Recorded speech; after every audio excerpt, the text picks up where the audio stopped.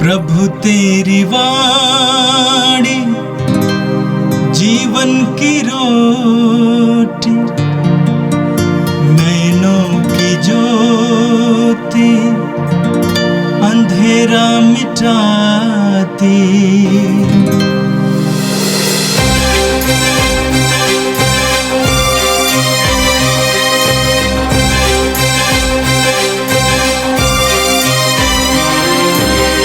प्रभु तेरी वाणी जीवन की रोटी, नैनों की ज्योति अंधेरा मिटाती। प्रभु तेरी वाणी जीवन की रोटी, नैनों की ज्योति अंधेरा मिटाती। वाणी वाणी वाणी वाणी वाणी पवित्र है, शाश्वत है, जीवन का मन्ना है। 7 जून शनिवार। पहला पाठ प्रेरित चरित अध्याय 28 पद संख्या 16 से 20 और 30 से 31 तक। पौलुस रोम में रहकर ईश्वर के राज्य का संदेश सुनाता था। जब हम रोम पहुँचे तो पौलुस को यह अनुमति मिली कि वह पहरा देने वाले सैनिक के साथ जहाँ चाहे रह सकता है। 3 दिन बाद पौलुस ने प्रमुख यहूदियों को अपने पास बुलाया और उनके एकत्र हो जाने पर उनसे कहा, भाइयों, मैंने ना तो राष्ट्र के विरुद्ध कोई अपराध किया और न पूर्वजों की प्रथाओं के विरुद्ध, फिर भी मुझे बंदी बनाया और यरूशलेम में रोमियों के हवाले कर दिया गया है। वे सुनवाई के बाद मुझे रिहा करना चाहते थे, क्योंकि मैंने प्राणदंड के योग्य कोई अपराध नहीं किया था। किंतु जब यहूदी इसका विरोध करने लगे तो मुझे कैसर से अपील करनी पड़ी। यद्यपि मुझे अपने राष्ट्र पर कोई अभियोग नहीं लगाना था, इसलिए मैंने अब आप लोगों से मिलने और बातें करने का निवेदन किया, क्योंकि इज़राइल की आशा के कारण मैं यह जंजीर पहना हूँ। पौलुस पूरे 2 वर्ष तक अपने किराए के मकान में रहा। वह सभी मिलने वालों का स्वागत करता था और आत्मविश्वास के साथ निर्विघ्न रूप से ईश्वर के राज्य का संदेश सुनाता और प्रभु यीशु मसीह के विषय में शिक्षा देता था। यह प्रभु की वाणी है। संत योहन के अनुसार प्रभु यीशु का पवित्र सुसमाचार 21वां अध्याय पद संख्याएं 20 से लेकर 25 तक।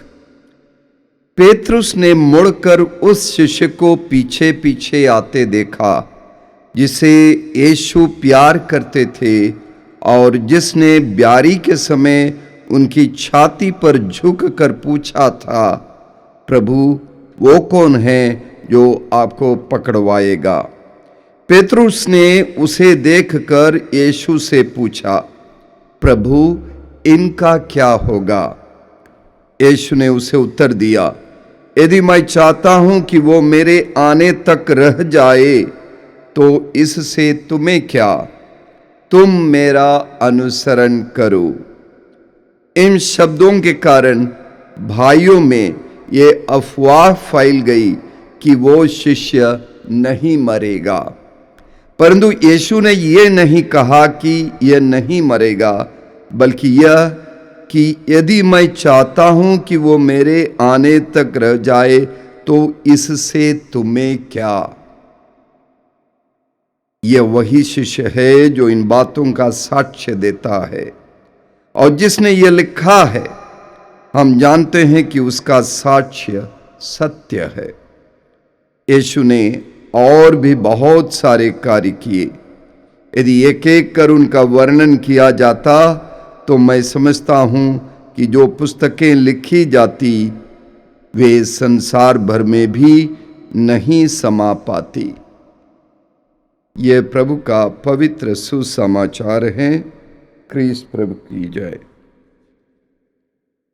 यीशु में मेरे प्रिय भाइयों बहनों, आज हम लोग पास्का काल के आखिरी दौर में हैं और आज हम प्रेरित चरित्र से पहला पाठ सुनते हैं, जो प्रेरित चरित्र का आखिरी अध्याय है।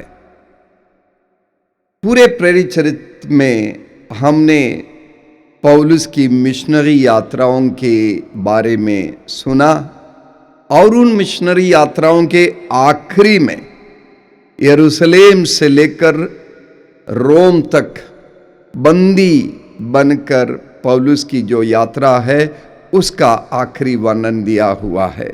आज के पहले पाठ में पौलुस बंदी बना और उस आखिरी यात्रा में जो यरूशलेम से शुरू हुई थी, कैसरिया होकर बहुत सारे द्वीपों में पड़ाव डालते हुए जहाज से वो गए। रास्ते में अलग अलग तरह की घटनाएं हुई, बहुत सारे चमत्कार हुए। लोगों ने प्रभु की महिमा को पौलुस के द्वारा देखा। बंदी पौलुस के माध्यम से प्रभु ने महान महान चमत्कार किए। आखिरी में रोम में पौलुस पहुंच गए। बंदी है, इसके बावजूद पौलुस को छूट मिली थी कि वो जहां जिसके साथ रहना चाहते हैं उनके साथ रह सकते हैं, साथ में पहरेदार है। और रोम में ऐसी बंदी की परिस्थिति में, कारावास की परिस्थिति में पौलुस ने हर विश्राम के दिन मंदिर में लोगों को एकत्रित किया, उपदेश दिया, वहाँ के सभी यहूदियों से मिले और उनके बीच में प्रभु यीशु के पवित्र नाम का प्रचार किया। यीशु की शिक्षा उन्होंने दी और रोम में कलीसिया की स्थापना हुई। देखिए किस किस परिस्थिति में प्रभु कार्य करता है, प्रभु चमत्कार करता है, प्रभु अद्भुत कार्य करता है और कलीसिया की नींव को खड़ा करता है। ऐसी परिस्थिति में तो प्रेरित चरित्र बहुत ही खूबसूरत ग्रंथ है, जिसमें परमेश्वर के महान कार्य और आदिम क्रिस्तीय समुदाय की स्थापना का वर्णन सुनते हैं। एक बार किसी व्यक्ति ने कहा 28 अध्याय हैं प्रेरित चरित्र में, 29वां अध्याय कहाँ है? और इस सवाल बहुत ही प्रासंगिक है, बहुत ही सार्थक सवाल है। प्रेरित चरित्र का 29वां अध्याय हम में से हर एक को बनना है। प्रभु की महिमा, प्रभु के विभिन्न चमत्कार, प्रभु की महिमा का चिन्ह और चमत्कार हम में से हर एक के माध्यम से प्रकट होने की जरूरत है। हम में से हर एक को प्रेरित चरित्र 29वां अध्याय बनना है। तो हम अपने जीवन के द्वारा, हम अपने जीवन में प्रभु के अनुसरण करके प्रभु के शिष्यत्व को जीते हुए प्रेरित चरित्र हमें स्वयं बनना है। आज का सुसमाचार भी जिस तरह पहला पाठ प्रेरित चरित्र के आखिरी अध्याय से लिया गया है, आज का सुसमाचार भी यूहन्ना के अनुसार सुसमाचार के आखिरी अध्याय के आखिरी हिस्से से 21वें अध्याय से लिया गया है। तो तिबेरियस झील के किनारे शिष्यों के बीच में यीशु खड़े होकर उनके साथ संवाद करते और शिष्यों को शिक्षा देते। विद्यालय में, कक्षाओं में छात्र अलग अलग तरह के होते, कोई उत्साही छात्र, कोई शांत छात्र, कोई बहुत ही बुद्धिमान, कोई बिल्कुल विनम्र प्रकार के, अलग अलग प्रकार के छात्र होते। यीशु के प्रेरित भी इसी तरह के थे। उनमें से 2 लोगों पर संत यूहन्ना खुद अपना ध्यान केंद्रित करते हैं। उनमें से एक है पेतरुस, दूसरा यीशु का शिष्य यूहन्ना स्वयं। और उन दोनों की बात देखिए। पेतरुस है जो उत्साही है, स्कूल के कक्षा में जैसे बच्चे शोरगुल करते हैं वैसा ही एक बच्चे की तरह शोरगुल करने वाला भावुक व्यक्ति है। दूसरी तरफ योहन है जो शांत है, मौन है, वो अक्सर मौन रहना पसंद करता है। अपनी भावुकता उसके अंदर भी है लेकिन अपनी भावुकता को कम प्रकट करता है। और यीशु का दोनों के साथ साक्षात्कार होता है और संत पेतरुस के बारे में यीशु उसे बताते हैं कि तुम्हें उत्पीड़न को भोगना पड़ेगा, तुम्हारी मौत जो है शहादत के माध्यम से होगा। और उसके बाद ये अपने बारे में बातें सुनकर शायद पेतरुस दुखी होता है और शहादत की बात भी सुनता है, तो उसका ध्यान योहन की तरफ जाता है और इसलिए वो यीशु से पूछता है। योहन के सुसमाचार के 21वें अध्याय के 21वें पद पर हम सुनते हैं योहन के बारे में पेतरुस ये सवाल उठाता है, प्रभु इनका क्या होगा, प्रभु इनका क्या होगा। प्यारे भाइयों बहनों, हम लोग सोशल मीडिया में चीज़ें देखते हैं, अखबारों को पढ़ते हैं, सोशल मीडिया में फॉरवर्ड देखते हैं, किताबें पढ़ते हैं, सोशल मीडिया में रील्स देखते हैं और ऐसे में कभी कभी हमारे मन में भी ये सवाल उठता है, उनका क्या है, इनका क्या है। हम तुलना करने लगते हैं कि हमारे साथ ऐसा क्यों है, हमारे जीवन में प्रगति क्यों नहीं है, हमारे जीवन में समृद्धि क्यों नहीं है, ऐसा क्यों है कि अन्य लोग मुझसे बेहतर हैं, वे प्रगति पर हैं, वे समृद्धि पा रहे हैं। हमें ऐसा लगता है कि हम तुलना करने के लिए मजबूर हैं और हम सवाल पूछते हैं, हमारा क्या है, उनका क्या होगा। जिस तरह पेतरुस ने सवाल पूछा।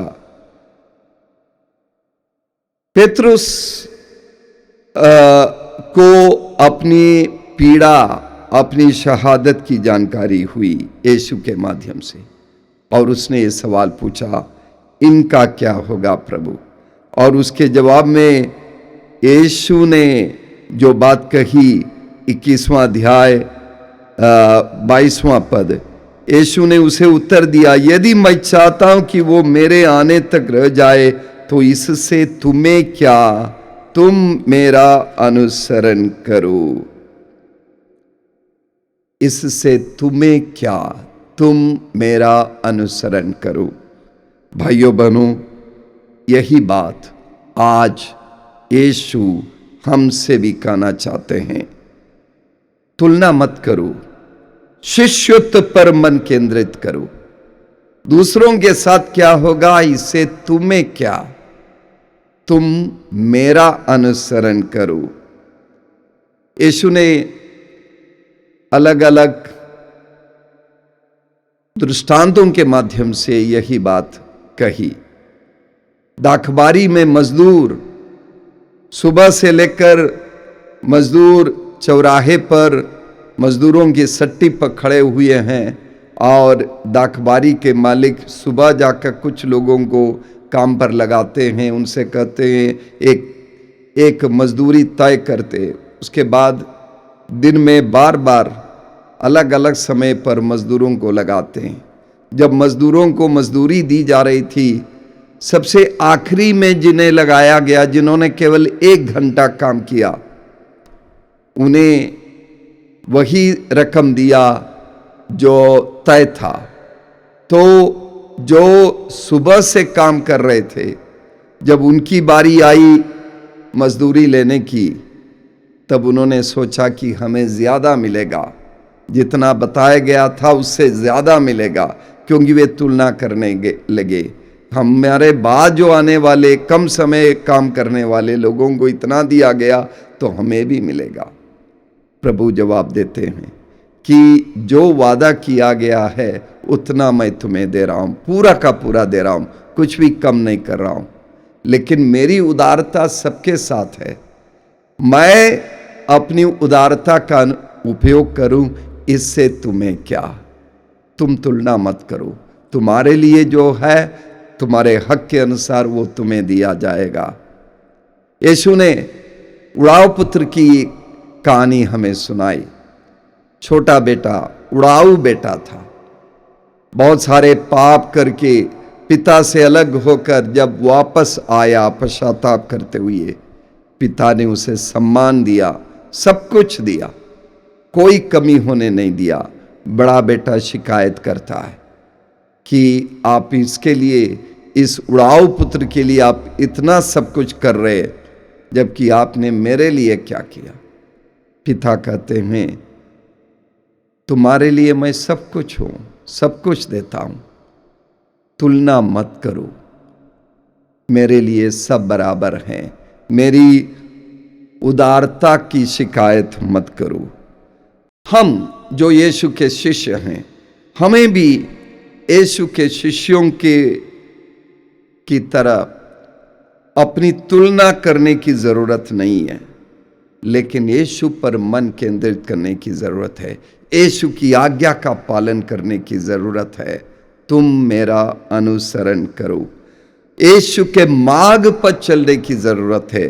यीशु की शिक्षा पर चलने की जरूरत है। यदि हम यीशु पर मन केंद्रित करेंगे तो हमारे लिए उसके प्रेम को पहचानने का अवसर मिलेगा। वो प्रेम हमारे अंदर इतना फैल जाएगा कि हमें अपने को दूसरों से तुलना करने की जरूरत ही नहीं होगी। हम क्या बन सकते थे इस पर सोचने के बदले हम यीशु में क्या है, हम क्या बनेंगे यीशु के सहारे, ये पहचानने की जरूरत है।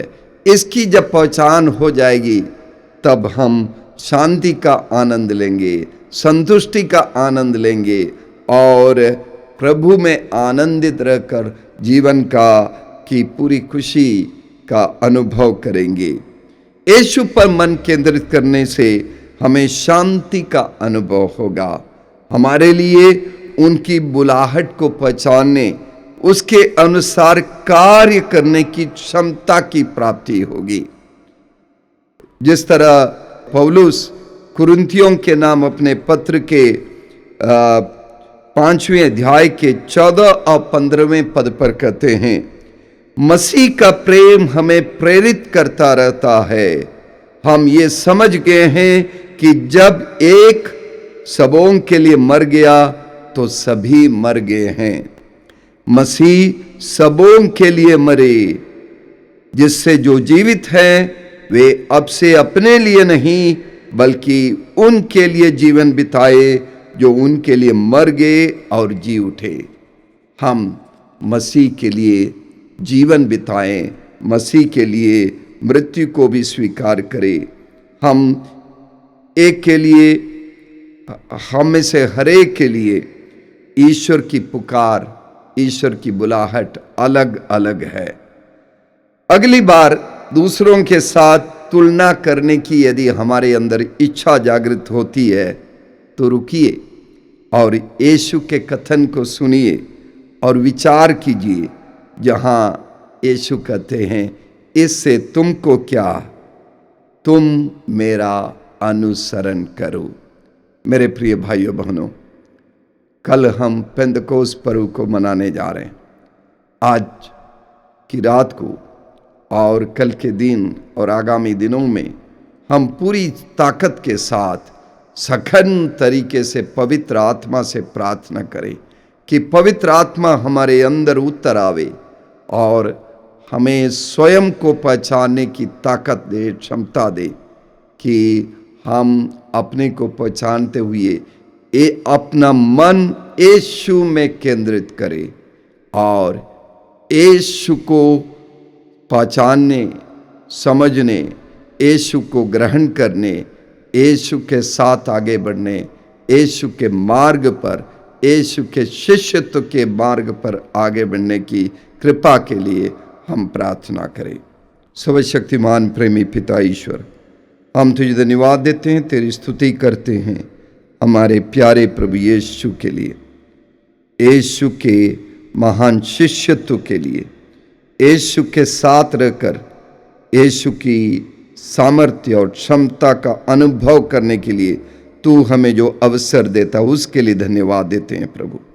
रोज की रोटी कार्यक्रम को देखने वाले सभी लोगों के लिए प्रार्थना करते हैं, उन सबको आशीष दे कि वे यीशु के सच्चे शिष्यत्व में रहें। पवित्र आत्मा के लिए हम प्रार्थना करते हैं प्रभु। आज की रात, पेंतकोस्त की रात, जिस तरह शिष्यों पर, प्रेरितों पर पवित्र आत्मा उतर आया और उनके साथ प्रार्थना करने वाली माँ मरियम को, उन सबको पवित्र आत्मा की शक्ति का एहसास हुआ। प्रभु आशीष दे हम सबों को शक्ति का, पवित्र आत्मा के वरदानों का अनुभव हो। हमें पवित्र आत्मा की प्रज्ञा, विवेक और बुद्धि मिले, आत्माओं की परख की कृपा मिले और अनोखी भाषाओं में बोलने का दान मिले और चंगाई का दान मिले, आत्माओं को पहचानने और उस अनुसार कार्य करने की कृपा मिले। प्रभु ते यीशु के साथ चलने, यीशु की कृपा का अनुभव प्रतिदिन प्रतिपल करने के कृपा हम सबको प्रदान कर। ये प्रार्थना हम करते हैं हमारे प्यारे प्रभु यीशु मसीह के द्वारा, आमीन। प्रभु तेरी वाणी जीवन की रोटी, नैनों की ज्योति अंधेरा मिटाती। वाणी वाणी वाणी वाणी वाणी पवित्र है, शाश्वत है जीवन का मन्ना।